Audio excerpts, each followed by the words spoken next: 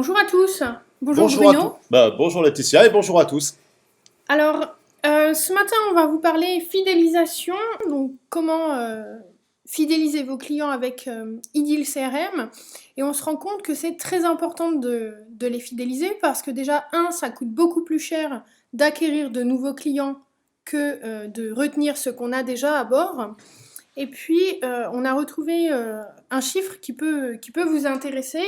Alors, très honnêtement, on n'a pas la source, mais on va dire que c'est une université américaine qui a fait une récente étude qui montre que 15% des clients les plus fidèles pour les entreprises représentent 60% des ventes totales de l'entreprise. Donc c'est important de conserver ces clients les plus fidèles parce qu'ils représentent plus de la moitié du chiffre d'affaires d'une entreprise. Donc, une fois qu'on vous a convaincu de la nécessité de fidéliser vos clients, on va vous montrer avec Bruno ce matin donc, comment faire avec Ideal CRM. Donc ça c'est une question que tous les directeurs marketing se posent. Comment est-ce que mon outil de CRM, par exemple, peut m'aider à mieux gérer la fidélité de mes clients? Effectivement, Laetitia, ce qu'on va démontrer aujourd'hui, c'est les capacités finalement de pouvoir gérer tout ou partie de votre programme de fidélité au travers de votre CRM Ideal. Pour ça, Ideal s'appuie sur le concept de Earn and Burn, pour utiliser un anglicisme, donc earn pour gagner, acquérir finalement des points, et burn pour brûler et dépenser des points.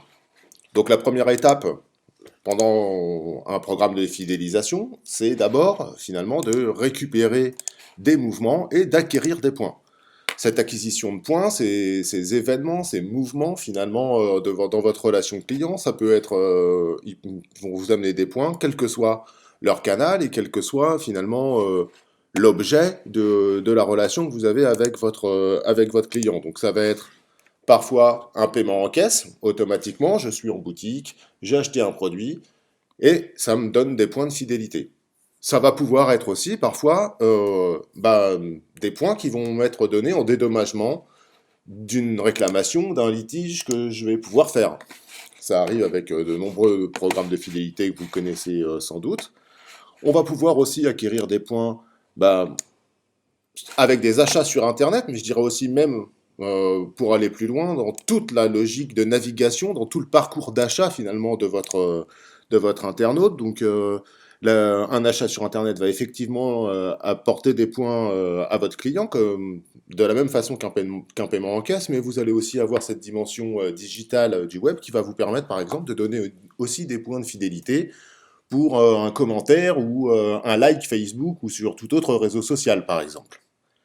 Et puis bien sûr, la possibilité d'acquérir des points en parrainant d'autres personnes. Typiquement, je vais pouvoir parrainer deux ou trois personnes, ça va me donner déjà des points de fidélité. Et puis si parmi les parrains que j'ai donnés à ma marque, si certains de ces parrains deviennent clients, ça pourra aussi éventuellement me donner des nouveaux points supplémentaires sur mon compte de points de fidélité. Donc tout ça, c'est pour l'acquisition, et chacun de ces paiements, finalement, enfin de ces paiements, de ces mouvements, de ces actes de relation client avec la marque, va me produire des points sur mon compte et me permettre d'acquérir donc ici un total sur mon compte client de 100 points. Là, c'est le earn, le côté earn. Là, c'est vraiment le côté earn. Alors, c'est bien, le programme de fidélité, c'est acquérir des points. Maintenant, let's burn. Et voilà, let's burn. Si on peut pas les dépenser, ça sert pas à grand chose. Donc le but, c'est quand même aussi de pouvoir les dépenser. Et donc, d'avoir des mouvements, je dirais, Sortant. sortants, j'allais dire négatifs, mais le terme sortant est plus positif, donc j'abonde. Donc, et de pouvoir dépenser mes points, soit pour finalement récupérer des cadeaux, des produits additionnels. Hein. On reçoit tous des catalogues, soit dans notre courrier physique, soit dans notre courrier digital, qui vont nous donner finalement des nouveaux catalogues avec des points de fidélité, et à ces points de fidélité vont être associés différents montants et différents cadeaux que je vais pouvoir acquérir pour moi ou pour d'autres d'ailleurs. Et puis, bien sûr, si je peux acquérir des cadeaux qu'on me propose en fonction de X points, je vais aussi avoir la possibilité de dépenser des points pour avoir des réductions d'achat. Alors, pour utiliser un programme de fidélité le plus courant, vous voyez bien que si vous commandez vos billets de train sur la SNCF, vous avez la possibilité régulièrement d'incrémenter votre compte d'un certain nombre de points et d'avoir des réductions sur vos prochains trajets, voire, pour les plus chanceux d'entre nous, d'avoir un croissant gratuit parfois et de récupérer un magnifique cadeau offert par la SNCF. Bon, je dis ça avec le sourire, mais c'est vrai que ce moteur de Earn and Burn, il va donc me permettre, quels que soient mes mouvements, d'encaisser des points ou d'en dépenser, et donc finalement de favoriser et de dynamiser la relation client et l'acte d'achat et faire revenir le plus souvent possible finalement mon internaute sur mon site avec ma marque et l'encourager à acheter. Alors il va avoir des points, ça c'est la première grosse logique. Après, votre moteur de fidélité, il a beau faire tous ces mouvements de points dans le sens positif ou négatif et donc être vivant, un peu comme un porte-monnaie virtuel, mais il va être vraiment utilisable et surtout efficace pour vous uniquement si vous communiquez bien sur votre programme de fidélité. Et c'est aussi la deuxième partie de la démonstration qui va bientôt commencer. Allez, à quoi ça ressemble? Place au live.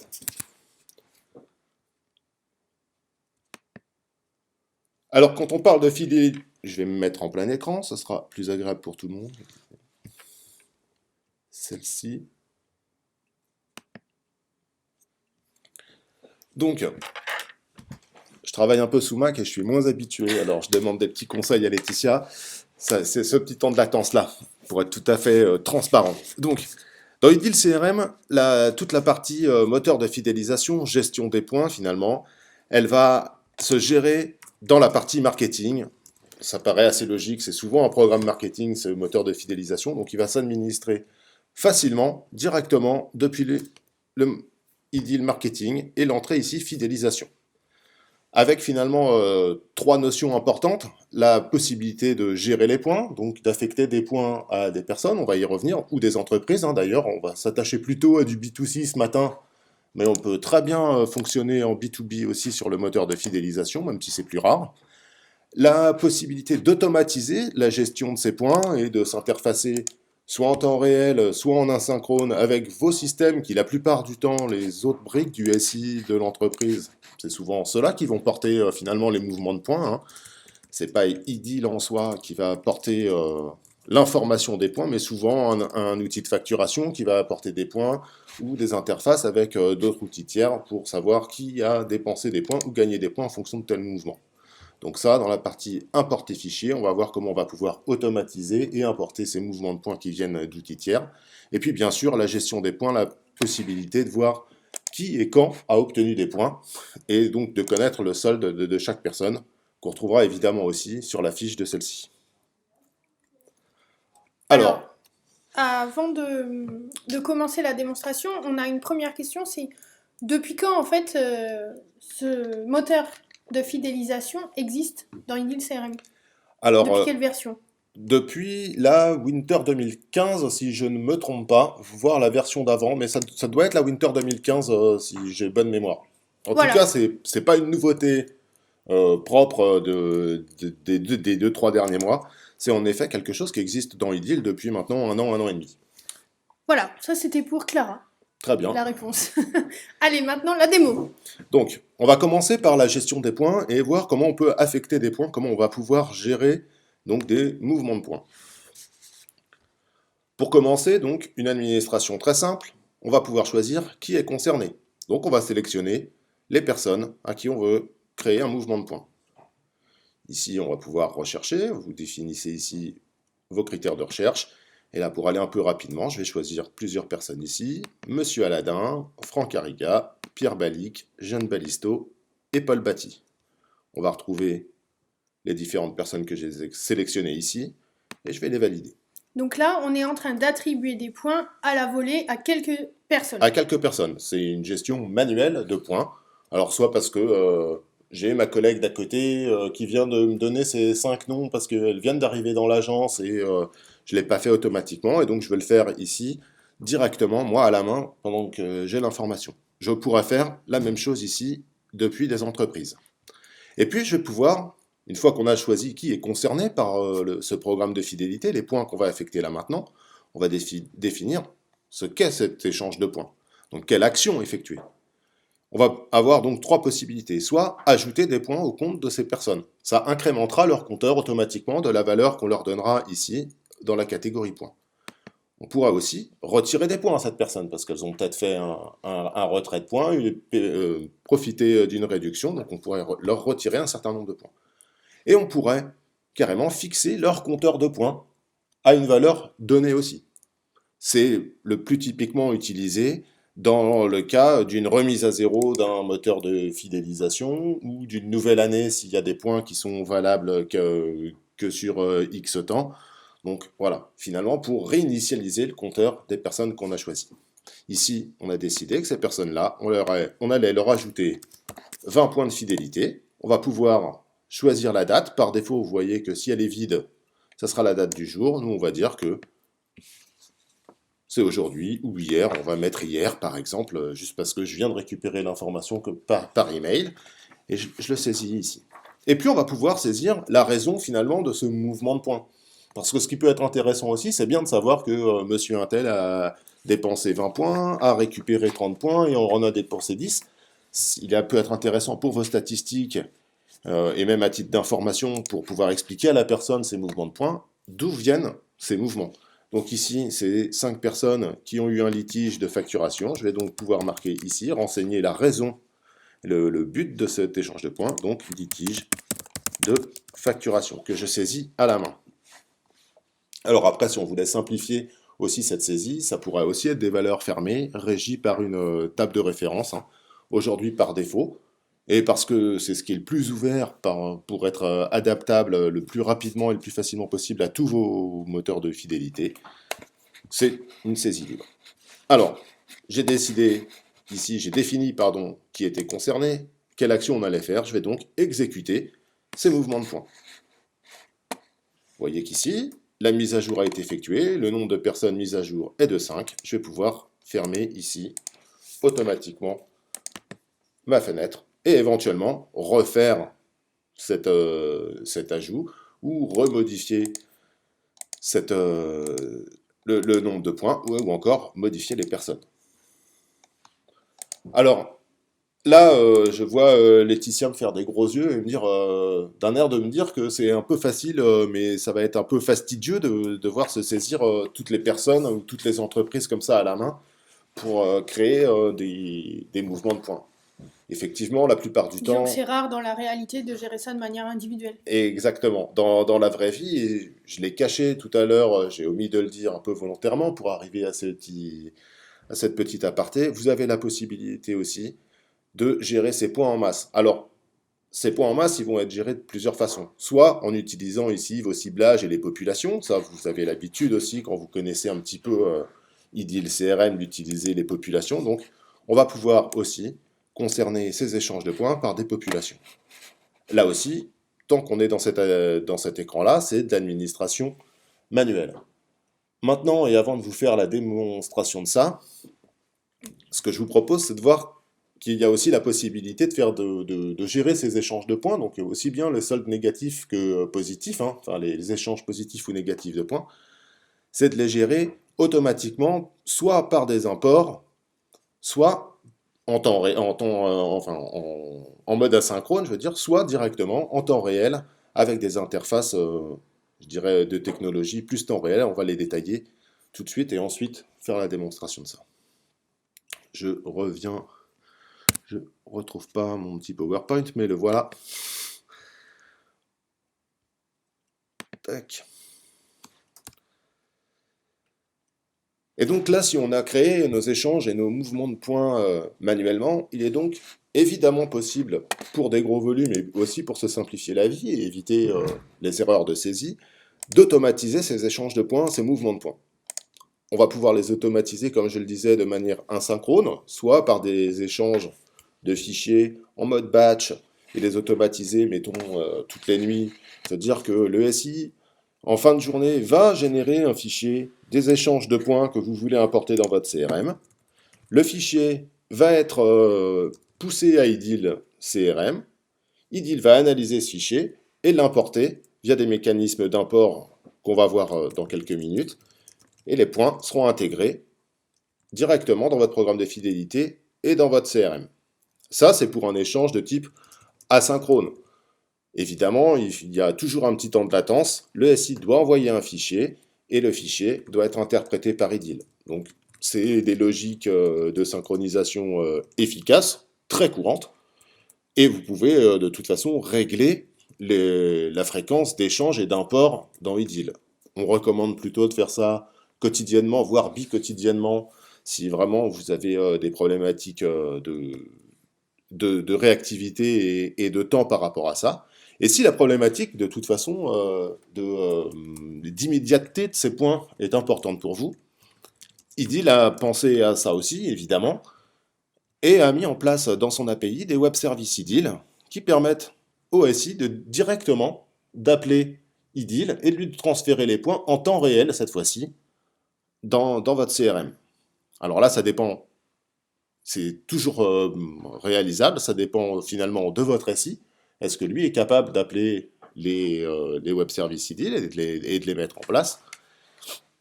Ça, c'est seul vous saurez le dire. En tout cas, il y a la possibilité, dans les deux cas, de gérer des volumes importants de mouvements de points, soit par batch, soit donc en mode asynchrone, soit en temps réel en mode synchrone, avec des web services IDIL. On va Donc retourner. là, on est sur de la gestion de masse, ce qui reflète un peu plus la réalité. C'est pour laisser le temps à Bruno de boire, de boire une gorgée d'eau. Tout à fait, Laetitia. Alors, on va retourner sur la démonstration pour vous montrer comment on va pouvoir importer, donc pour simuler finalement l'approche batch et montrer que l'import de points existe déjà dans IDIL et vous est déjà proposé, donc c'est quelque chose qui est natif dans la solution.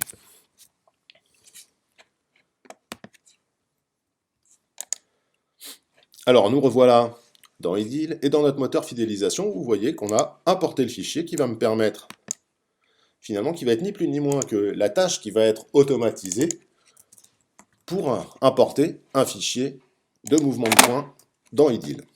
Donc, le modèle d'import, il est défini ici. Il va permettre de, à partir de données de numéros de clients, soit d'entreprise, soit de personnes, de connaître son nom, donc du coup de l'identifier, c'est la clé unique entre les différents systèmes, ce code client, de l'identifier et de récupérer les mouvements de points dans IDIL. Alors pour ça, on va aller chercher un fichier et on va l'importer. Ce fichier, il doit être par ici et s'appeler point. Il est où? Voilà, point .csv ici. Et avant de l'importer, on va vous montrer à quoi il ressemble.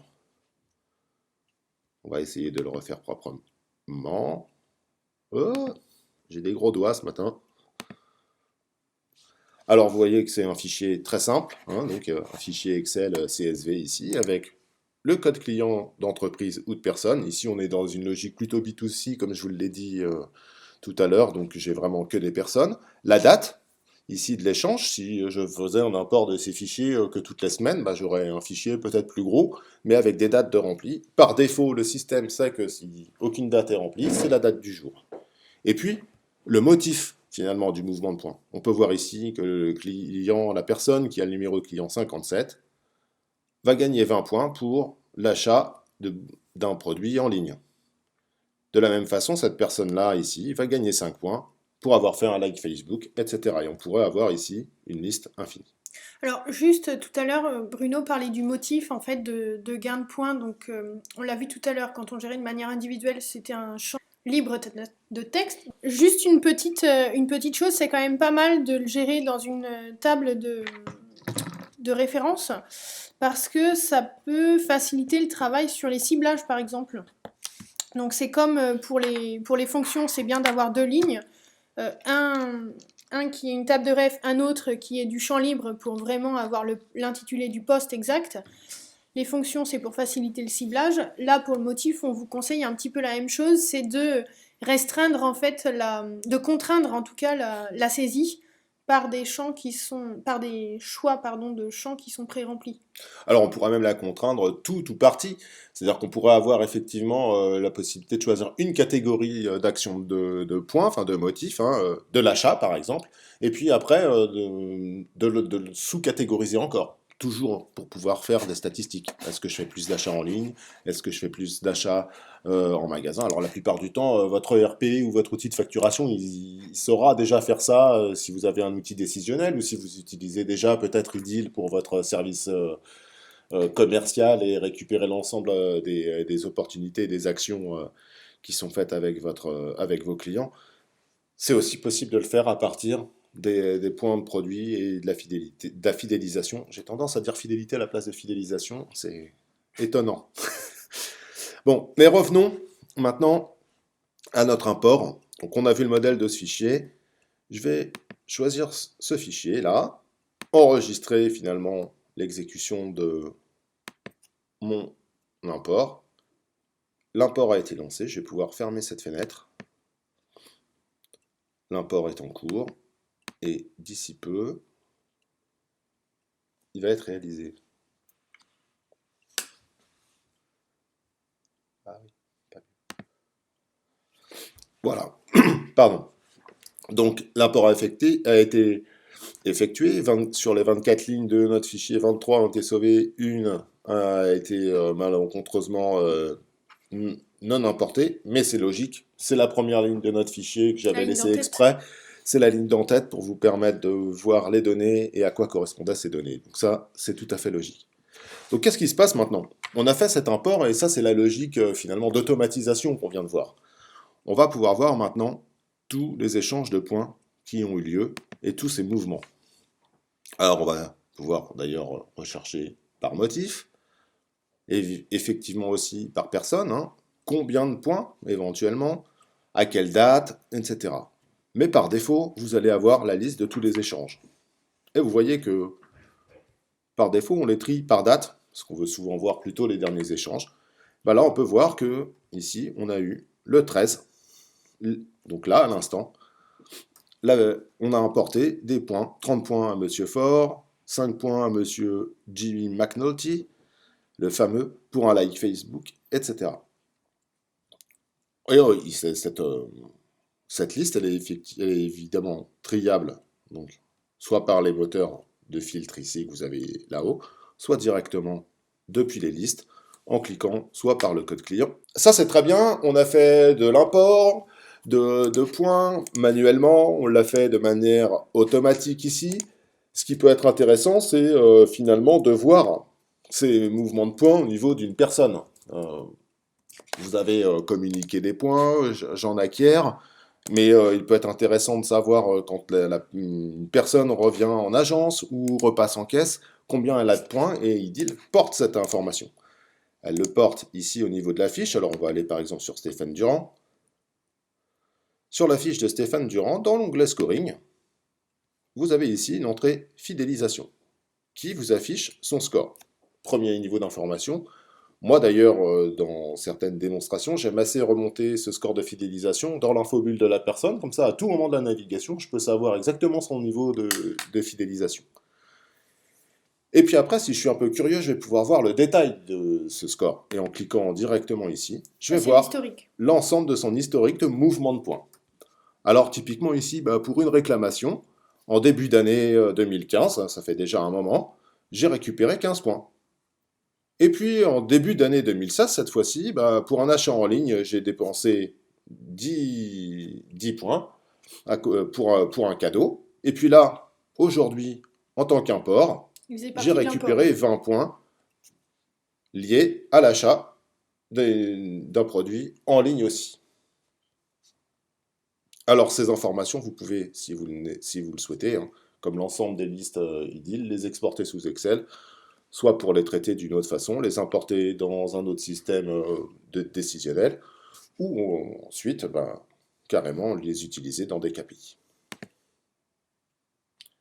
Alors tout à l'heure, Bruno, tu nous disais que c'était important d'avoir un programme de fidélisation pour fidéliser bien sûr les gens, mais aussi pour communiquer dessus. Ça devient un vrai argument de vente.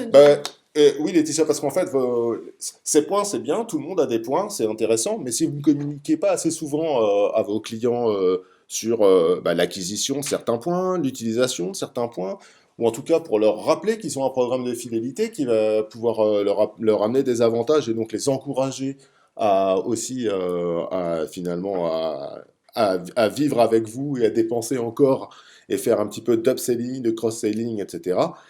Il va être important de communiquer souvent et de l'informer de ces points. Pour ça, on va utiliser là pour le coup un autre outil d'IDIL qui s'appelle NetBusiness et on va envoyer régulièrement des informations à nos clients. Pour que cette information elle soit efficace, il faut qu'elle soit correctement ciblée et qu'elle arrive au bon moment. Comme un peu tous les emailing, mais ceux de fidélité, j'ai presque envie de dire encore plus, ça devient même un enjeu majeur. Alors on pourrait très bien se dire qu'on envoie une fois par semaine, ça commencera à être beaucoup le rappel de points que j'ai, ou une fois par mois, et là pour le coup ça serait pas assez, et puis ça me lasserait, ça serait un message qui serait trop courant et trop conventionnel, je dirais presque trop standard, pour inciter votre client à encore consommer. Donc on va utiliser des logiques de trigger marketing pour finalement alerter notre client, soit par emailing, soit par SMSing, pour l'avertir, par exemple, le lendemain d'un échange de points. Il a acheté en ligne hier. Aujourd'hui, ça peut être intéressant de lui rappeler que grâce à cet achat, il a récupéré X points et que son solde est de tant de points. Alors, ici, on va rechercher un petit emailing et on va faire cet exemple. Mais je vais un petit peu vite, parce que si je veux faire cet emailing, ce qui est d'abord intéressant, c'est de faire un ciblage. Donc, je me suis un peu précipité sur mon net business, mais je vais retourner dans marketing et je vais réaliser le ciblage qui va me permettre finalement d'envoyer mon message à toutes les personnes qui ont eu un mouvement de points dans la journée d'hier. Alors, le premier Qu'il critère, soit positif ou négatif. oui, c'est ça, qu'il soit positif ou négatif. L'idée, c'est de dire, il a modifié, il s'est passé quelque chose sur votre compte de points. Donc, le moteur de ciblage, ben, il est déjà prévu aujourd'hui pour utiliser l'historique des fidélités. Donc, ce qu'on veut, c'est au moins toutes les personnes qui ont un compte supérieur ou égal à 1. Donc, qui font partie du programme de fidélité finalement. Mais ça suffit pas parce que ça voudrait dire qu'à chaque fois, vous envoyez à toutes les personnes qui ont au moins un point. C'est pas intéressant. Ce que vous voulez faire, c'est toutes les personnes qui ont eu un échange de points dans la journée d'hier. Pour ça, on va utiliser un ciblage et un critère temporaire. Donc, on va choisir la date et heure de l'échange de points. Et puis, on va dire qu'il faut qu'il soit supérieur ou égal, non pas à une date précise, mais à aujourd'hui, à plus ou moins, donc moins un jour, puisque c'est les mouvements d'hier qu'on veut tracer. Là, on a fait notre ciblage. On va donc l'enregistrer pour pouvoir le réutiliser dans nos différents emailing et campagnes de communication. Et là, ça va être feed mouvement quotidien. On va lui donner un code. Hop.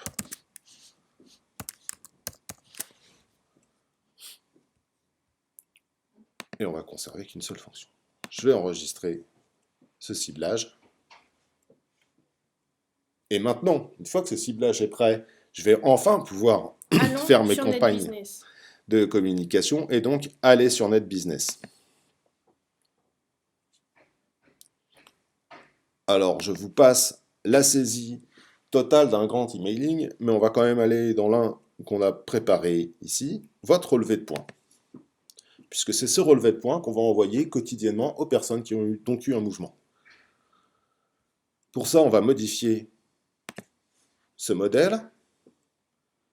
Et dans un premier temps, on va définir la cible de ce modèle. Alors, c'est bien un emailing de promotion, on pourra dire que c'est de l'information, on va laisser ici la promotion, mais surtout, ce n'est pas du tout un envoi unique, c'est quelque chose qui va se jouer régulièrement, qui est vraiment des fonctions de trigger marketing ici. Donc, c'est un envoi récurrent. Et cet envoi récurrent, il va être fait à partir d'un ciblage qui va donc être effectué au moment où l'email va être déclenché.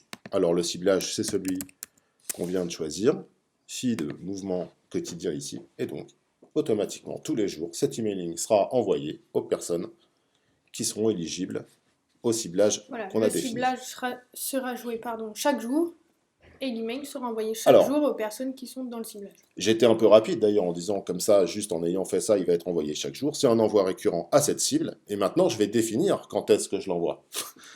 Donc effectivement, ça va être quelque chose qui va être plutôt quotidien. Et on va pouvoir d'abord définir une date d'envoi. Alors, c'est à partir d'aujourd'hui. Une date de fin d'envoi, on va dire que c'est l'année prochaine.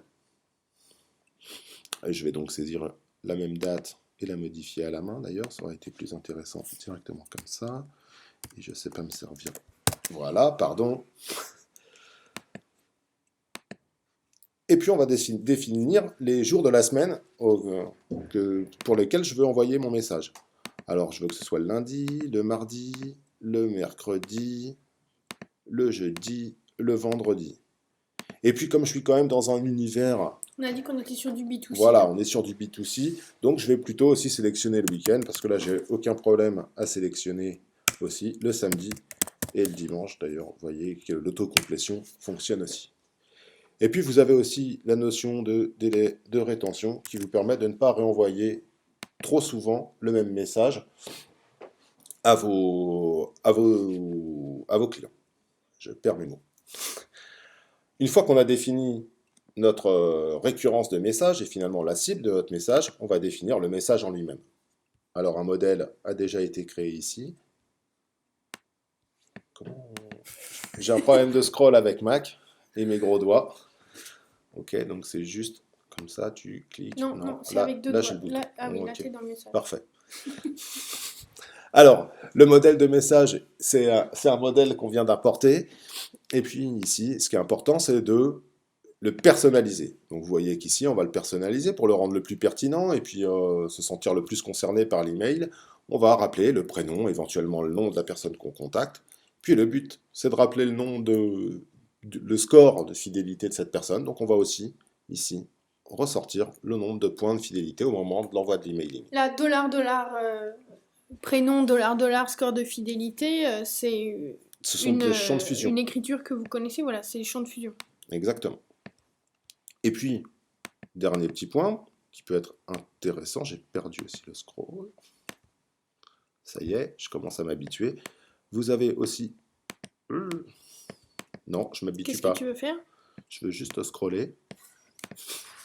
Pour aller voir ici, ce qui peut être aussi intéressant, c'est de laisser la possibilité d'accéder au catalogue de points et aux conditions générales d'utilisation du programme de fidélisation. Alors, très bien. Je galère encore un petit peu avec le Mac. Je vais laisser faire Laetitia pour remonter ce scroll. J'ai vraiment les doigts carrés. Excusez-moi. Et on va pouvoir maintenant définir l'envoi, en tout cas les critères d'envoi, les paramètres d'envoi de cet emailing. Donc l'expéditeur, ça vous en avez sans doute déjà l'habitude, vous avez déjà assisté pour beaucoup d'entre vous à plusieurs webinars. Donc l'expéditeur qui peut être variable ou fixe. Alors variable, juste petit rappel, ça peut être le commercial en charge de la personne, et fixe, ce sera la société. Le nom de votre société. Ou un service. Exactement. Voilà. Ce qui est surtout important ici, non pas le groupe de test et le serveur d'envoi, ça vous connaissez aussi, c'est la pression digitale ici et le poids de ces emailings. Alors, la pression digitale, elle vous permet d'éviter d'envoyer trop de messages à vos clients. Parce que si vous leur envoyez 4 messages dans la journée, au bout d'un moment, ils vont commencer à en avoir marre et ils vont vous considérer soit comme spammer, soit carrément se désabonner, voire même arrêter de vous contacter et d'être en relation avec vous. Donc ici, on leur met un score sur ces emailings de notification plutôt bas, de 1 point. Et puis si les personnes arrivent à un seuil de surpression au-delà de 20, alors cet email ne partira pas. Et puis si vous voulez quand même, de toute façon, parce que c'est de l'information, absolument forcer l'envoi à toutes les personnes de ces emailings sur le programme de feed, ce qu'à la rigueur je vous conseille de faire, hein, si vous n'en envoyez pas trop souvent, c'est de ne pas tenir compte de cette pression digitale pour ce qui concerne les programmes de fidélité, puisque c'est des emails très personnalisés. Et puis ensuite, je vais simplement juste enregistrer mon message.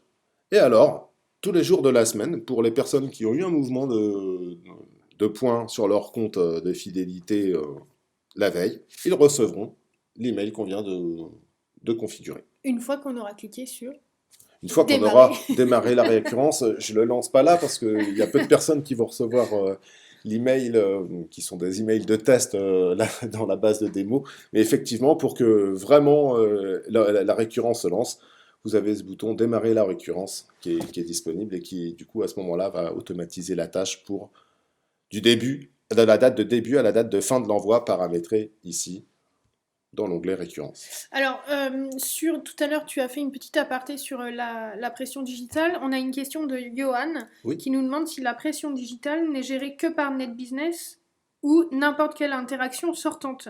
Alors, la pression digitale ici, oui, elle n'est gérée que par NetBusiness. Et il s'agit de la pression digitale juste relative aux envois d'emailing. Vraiment pour faire attention au score de spam et garder finalement une relation correcte et pas trop pesante sur vos clients. Voilà, le but, c'est de trouver un espèce d'équilibre optimal entre surpression et sous-pression, disons. Mais je comprends la question, c'est parce que ça doit être aussi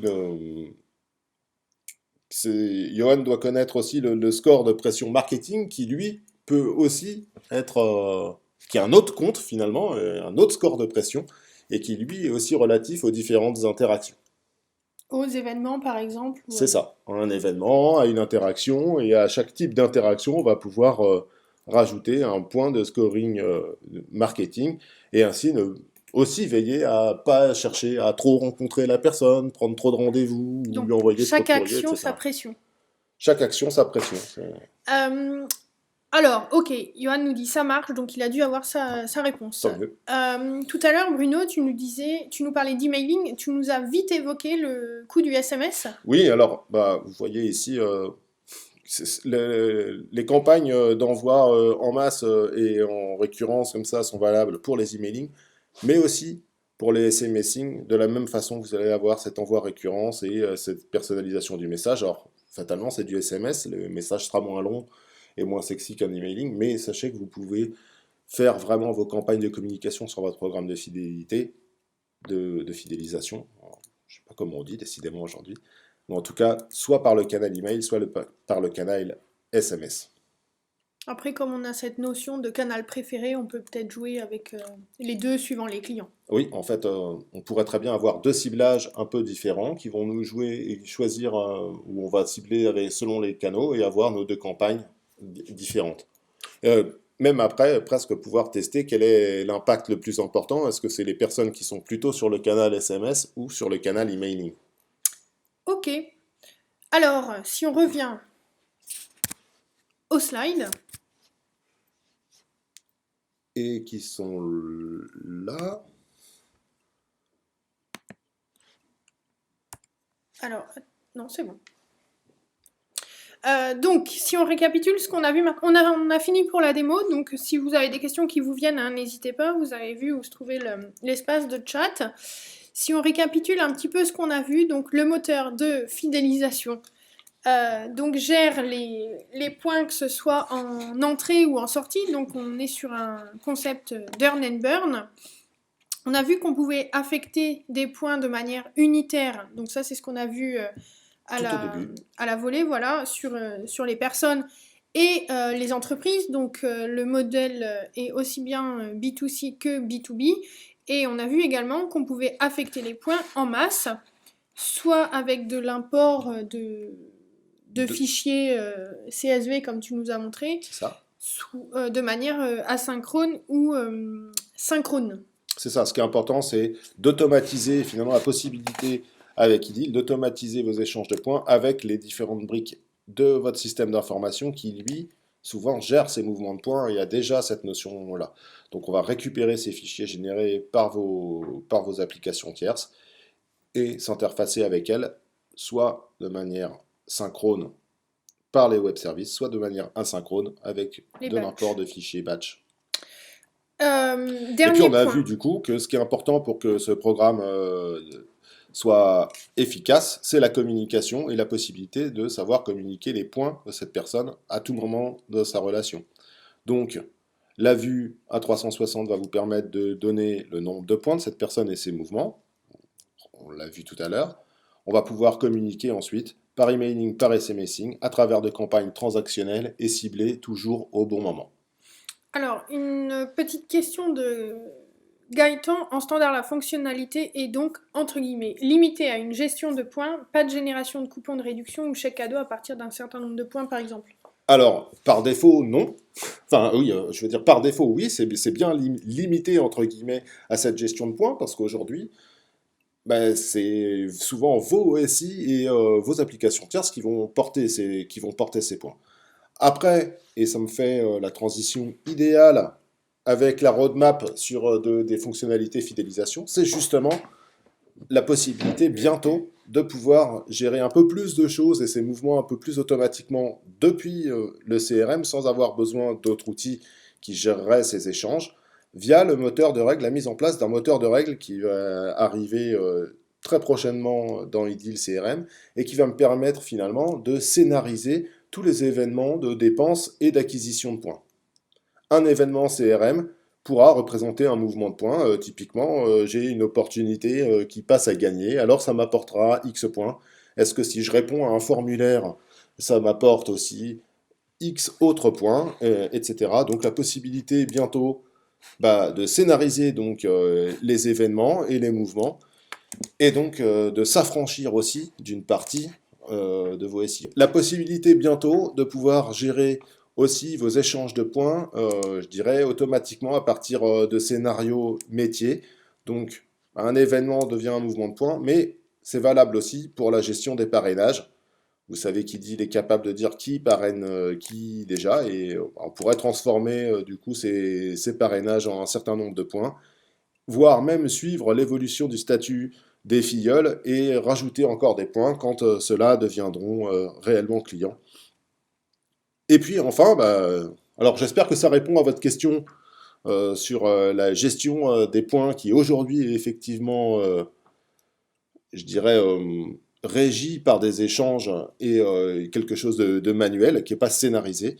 Donc sachez que ça, c'est quelque chose qui arrive bientôt. Et puis, ce qui est nécessaire aussi pour finalement administrer et puis gérer au mieux et adapter son programme de fidélité le plus souvent possible, c'est de pouvoir faire des reportings de plus en plus précis et de plus en plus simplement aussi, directement dans IDIL. Alors le module KPI s'est beaucoup enrichi et s'enrichit encore dans les prochaines versions avec des exports Excel et des rapports Excel automatiques qui vont pouvoir être faits et des KPI que vous allez pouvoir configurer de plus en plus facilement à la main. Et donc des méthodes qui seront même déjà bientôt définies uniquement pour ces programmes de points et ces programmes de fidélisation. On n'a plus qu'à vous souhaiter une bonne journée. Si vous avez des questions, donc n'hésitez pas, c'est le moment de les poser. Vous avez encore quelques petites secondes. On vous souhaite à tous une bonne journée. Oui, une très bonne fin de journée, une bonne fin d'année aussi Voilà. pour ceux qu'on ne recroisera pas d'ici là, et à très bientôt. Passez de bonnes fêtes. À bientôt, au revoir.